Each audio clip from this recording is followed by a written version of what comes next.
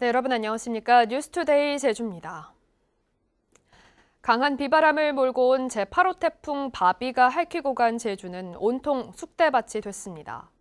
가로수가 뽑혀 차량을 덮치는가 하면 정전이 잇따르는 등 피해가 속출했습니다. 이소현 기자입니다.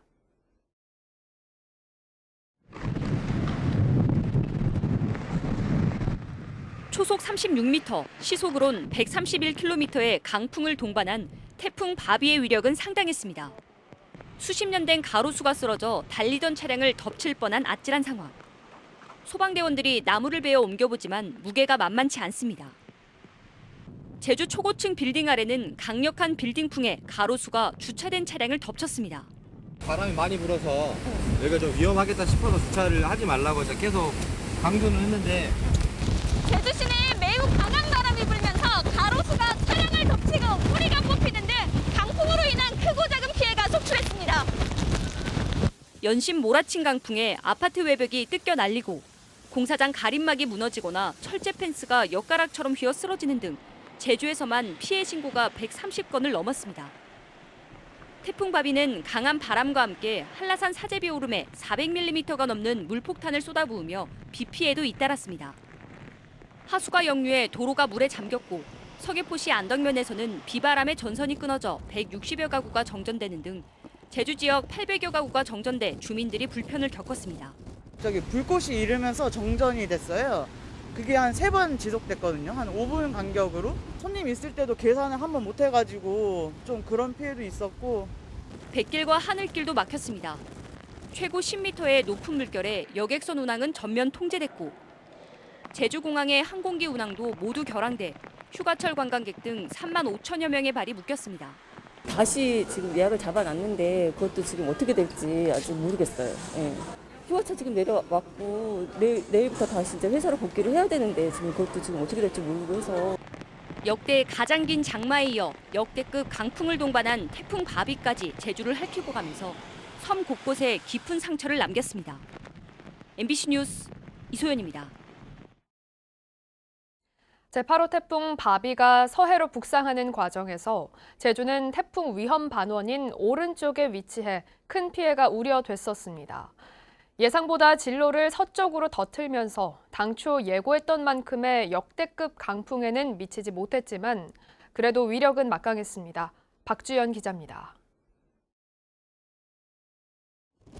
중심 기압 945헥토파스칼, 중심 최대 풍속 초속 45m로 강도가 매우 강한 상태로 제주를 향해 북상한 제8호 태풍 바비.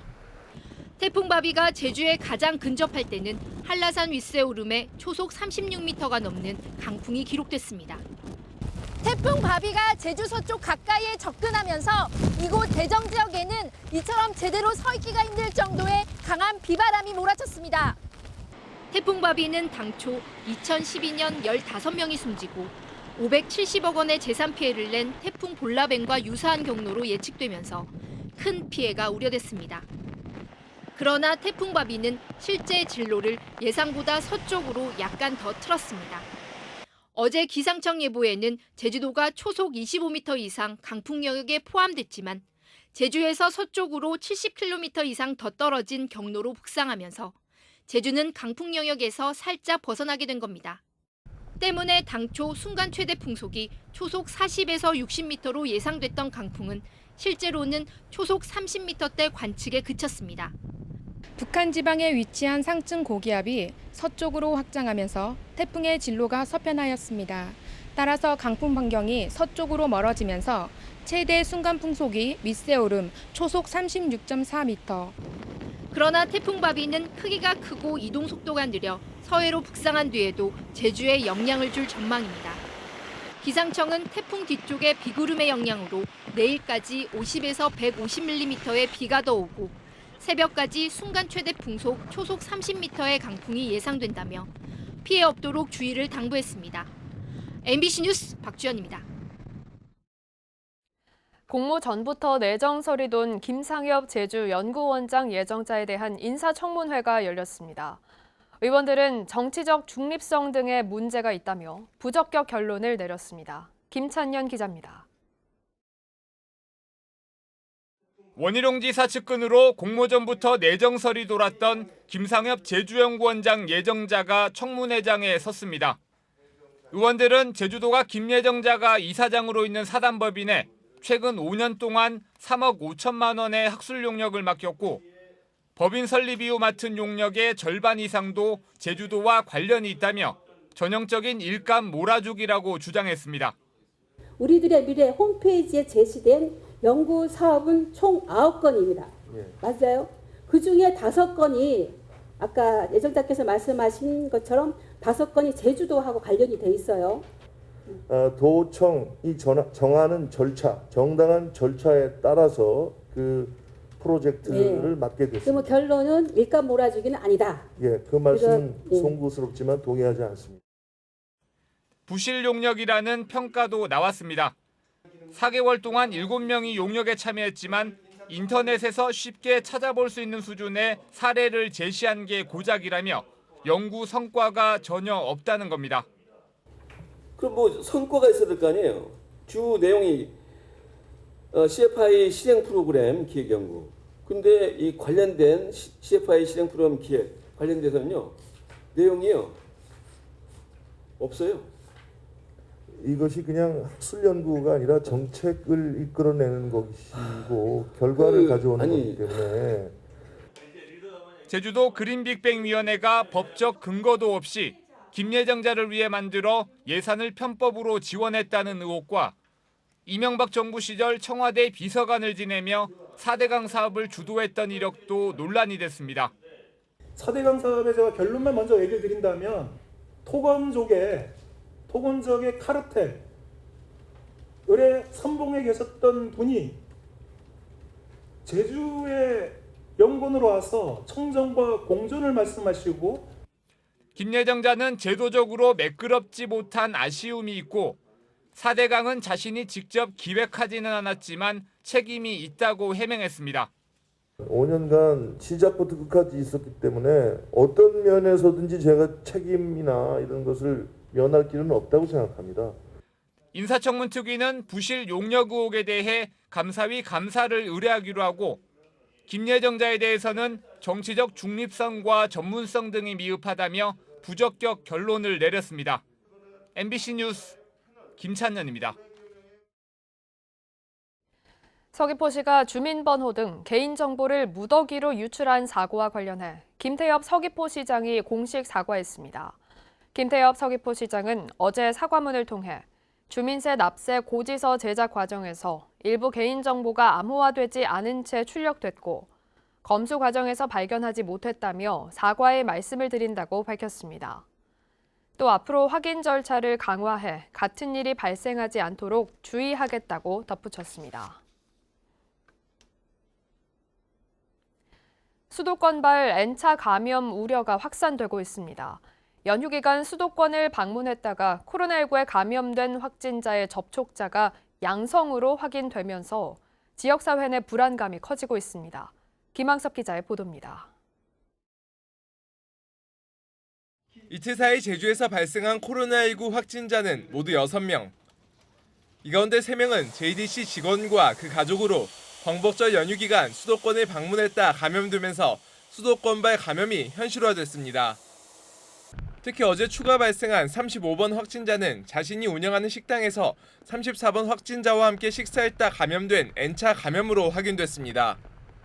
혹시나 손님들이 많이 오면 단체로 오거나 이렇게 되면 코로나 이런 거 있나 이렇게 아무래도.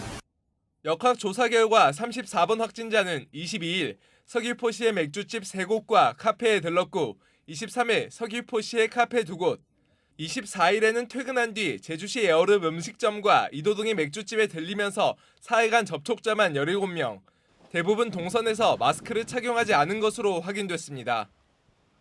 JDC발 감염이 잇따르면서 JDC가 비상대책에 나섰습니다. 지난 25일 저녁 JDC 직원과 입주기업 직원 등 380여 명에 대한 전수검사를 실시해 모두 음성으로 확인되자 전 직원들의 도외 이동과 회식, 대면 회의 등을 금지하는 등 복무 규정을 강화했습니다. 밀집도를 최소화하기 위해 가지고 실내 20인 이상 그리고 실외 50인 이상의 집단 행사를 전면적으로 금지하고 있습니다. 그리고 국내 출장이나 개인 용무에 의한 도외 이동을 전면적으로 금지하고 있고요. 제주도는 수도권발 감염이 확산되자 광복절 연휴 기간 수도권을 방문했던 도민들은 모두 코로나19 검사를 받을 것을 당부했습니다. MBC 뉴스 김항섭입니다. 원희룡 제주도지사가 광복절 연휴에 수도권을 방문한 모든 도민이 코로나19 검사를 받을 것을 요청했습니다. 원 지사는 어제 긴급 비상대책회의에서 최근 수도권 지역을 방문한 도민이 잇따라 코로나19 확진 판정을 받아 2차 감염이 우려되는 상황이라며 수도권을 다녀온 도민을 대상으로 선제적인 검사를 실시해야 한다고 밝혔습니다. 또 확진자 증가에 대비해 격리 치료시설도 점검할 것을 지시했습니다.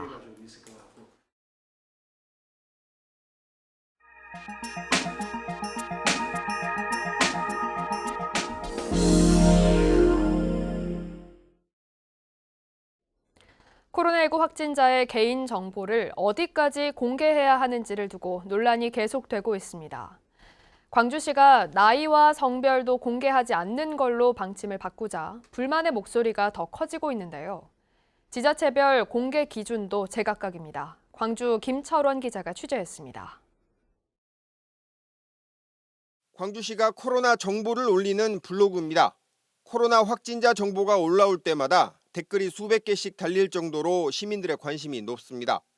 그런데 상당수 댓글들은 광주시를 비난하고 있습니다. 확진자가 들른 식당이나 마트 등의 이름을 공개하지 않을 거면 뭐하러 알리냐는 겁니다. 본인이 만족하실 정도의 동선 공개라고 생각하십니까, 시가? 아니요. 그렇게 만족스러운 동선 공개는 아닌 것 같아요. 그러니까 그 가게나 이런 데 이름을 정확하게 알려줘야 더 피해를 안 보지 않을까. 최근엔 비난의 강도가 더 세졌습니다. 광주시가 업체명은 물론 확진자들의 성별과 연령대까지 비공개 방침을 정하면서부터입니다.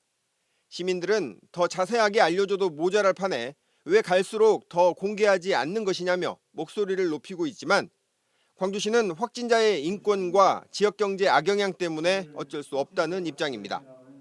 시민들의 불안과 걱정을 충분히 이해합니다만 방역을 위해 꼭 필요하지 않은 정보는 중앙방역대책본부 정보 공개 수칙을 지킬 수밖에 없는 점을 널리 이해해 주시기 바랍니다.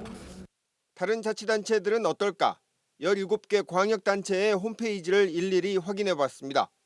전라남도는 연령대와 성별을 모두 공개하고 있고 충청남도와 대전시 등은 연령대를 공개하고 있지만 성별은 공개하지 않고 있습니다.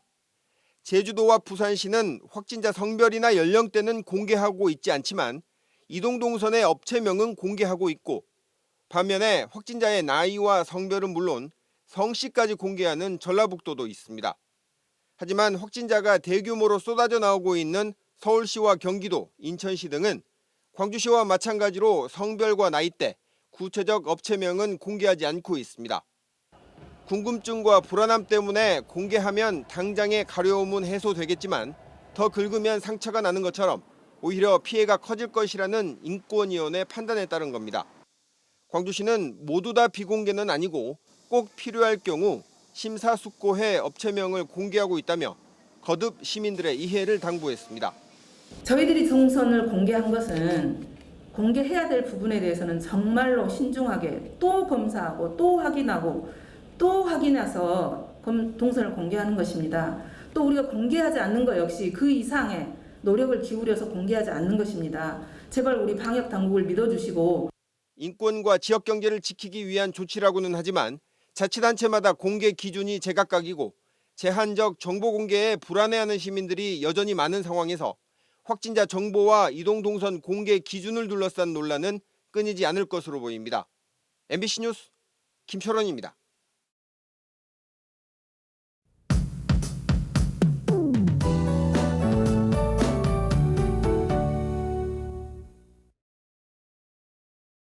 제주지방은 제8호 태풍 바비의 영향권에서 벗어났지만 여전히 강한 바람이 불고 있습니다. 현재 산지에는 강풍경보가, 나머지 지역에는 강풍주의보가 발효 중인데요. 오늘 아침까지 초속 10에서 16m의 강풍이 불겠습니다. 시설물 파손과 농작물 피해가 발생할 가능성이 있는 만큼 각별히 주의하셔야겠습니다. 남서쪽에서 다가오는 기압골의 영향으로 모레까지 비 소식이 있겠습니다. 우선 내일까지 예상되는 비양은 50에서 150mm, 산지에는 200mm 이상 비가 내리겠는데요. 비 피해 없도록 주의하셔야겠고요. 가시거리가 짧고 도로가 미끄러워서 교통안전에도 유의하셔야겠습니다.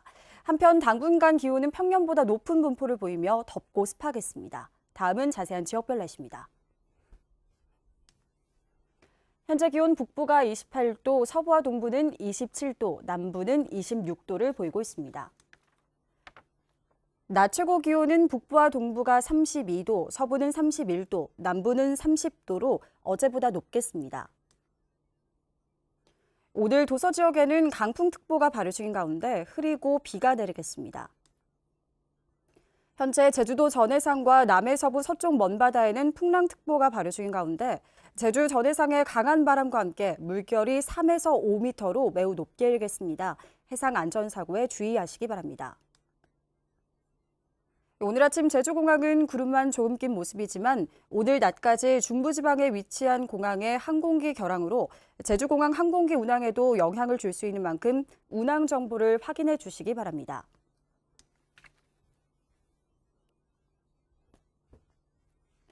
주간 날씨입니다. 비는 일요일 오전쯤 그치겠고요. 30도를 넘는 더운 날들이 이어지겠습니다. 날씨였습니다. 렌터카가 상가 건물로 돌진하는 사고가 발생했습니다. 어젯밤 6시 50분쯤 제주시 노형동 대형 호텔 인근 도로에서 달리던 렌터카가 편의점을 들이받아 유리창과 진열대 등이 파손됐지만 다행히 인명피해는 없었습니다. 경찰은 운전 미숙으로 사고가 난 것으로 보고 20대 운전자와 동승자 등을 상대로 정확한 사고 경위를 조사하고 있습니다.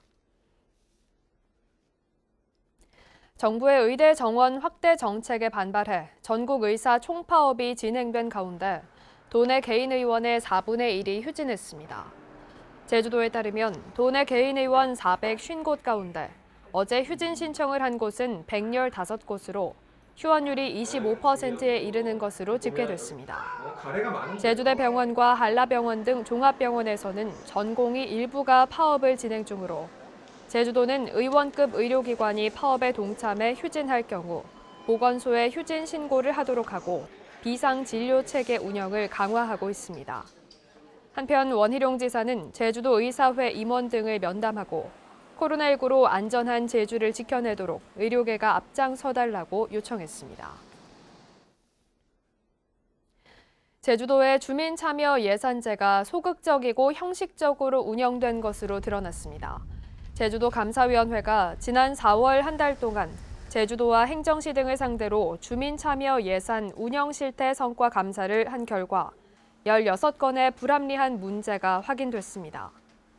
조례가 개정되지 않아 참여 범위가 제한됐고 전담 공무원이 없으며 사업비 배분 기준도 불합리해 소규모 사업들이 쪼개기식으로 편성됐습니다. 감사위는 전담 인력 배치 방안과 합리적인 배분 한도액 설정 등을 강구하라고 통보했습니다. 뉴스투데이 제주를 마치겠습니다. 시청해주신 여러분 고맙습니다.